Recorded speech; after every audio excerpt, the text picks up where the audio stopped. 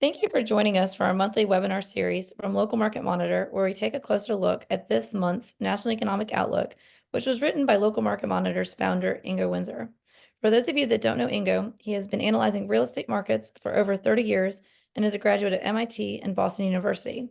He is not your typical economist and has a knack for taking complex data, extracting what is important, and providing unique insights and tangible guidance on real estate markets. So with that, I bring you Ingo and his insights on the economy.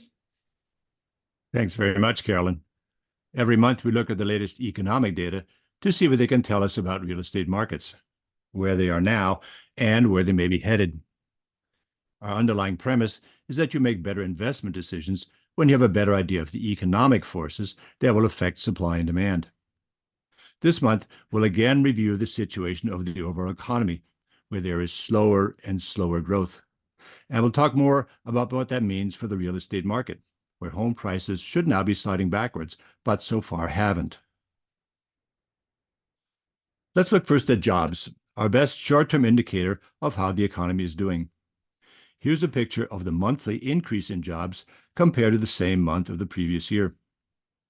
After regaining many of the jobs lost during the pandemic, the rate of increase has slowed in recent months and is now just 1.5%. This by itself is troubling. Growth at this rate indicates a vulnerable economy that any shock could quickly slide into a recession. But what increases my worry is that even this low rate is mainly due to rehiring after the pandemic. In other words, it's an artificially high reading of what sustainable growth actually is. Let's have a look at the situation in the various sectors of the economy. Although fairly small, construction is one sector where jobs are being added at a good sustained rate. But that's not so much in home building, where companies are actually laying people off for the past year, but in non-residential construction, things like bridges and data centers. In the manufacturing sector, there has been zero growth for almost a year. The hope of bringing such jobs back to the U.S. from abroad has so far not panned out.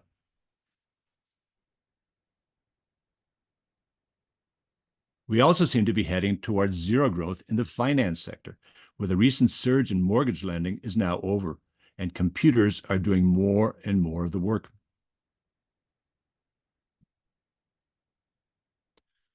The retail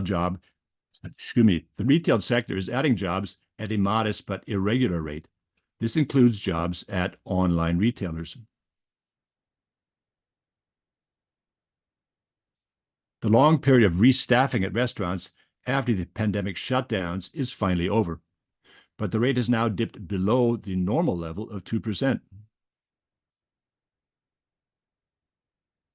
Let's have a look at the large healthcare sector, which is currently adding jobs at a 4% annual rate, but where normal job additions are around 2%. Many of the added jobs are at nursing homes, which, very similar to restaurants, have been restaffing after pandemic shutdowns. That's not sustainable growth. Another area of strong job growth in healthcare is for home health services, where demand has jumped as other care becomes less available and more expensive. This high rate of job additions also is not sustainable. Similar to healthcare, jobs in the large government sector are increasing at a rate of almost 3%, far above the normal rate of 0.5%. The big reason is strong hiring at the state level, which I suspect is mainly rehiring at state and community colleges, where large numbers of people were laid off during the pandemic. This surge of rehiring already seems to be slowing down. More jobs in healthcare and government, even if they're just rehiring, is a good thing. It keeps the economy going, but it also gives us a false sense of actual economic growth.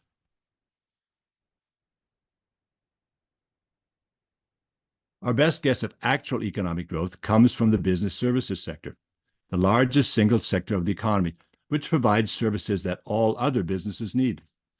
It's currently adding jobs at a rate of less than 0.5%, and has been on a downward trend. After the end of the pandemic, when growth in this sector had settled down to around a 2% rate, it seemed that new business opportunities would be the source of future growth. But instead of adding temporary contract workers, as typically happens when business opportunities expand, companies are shedding them at a high rate. What does all this mean for real estate? Here's the picture of home prices in recent years, showing the pandemic boom when prices in some local markets shot up more than 30% a year. A boom of this size is almost always followed by a bust, but so far that hasn't happened, largely because of high interest rates. When you sell a home, it's usually because you're buying another one. But if you bought yours with a 3% mortgage, you now have to trade that for a 7% mortgage and on a much higher principal. Not only do you not want to do that, your mortgage lender won't let you. So high rates are freezing the regular market for homes, with sales mainly coming from special circumstances like bankruptcy, divorce, retirement, and death. This delays the readjustment of home prices at the same time as high rates discourage new business opportunities and squeeze consumers who hold credit card debt. That's it. In this time of uncertainty, it's important for bankers and investors to stay on top of local economic and real estate developments.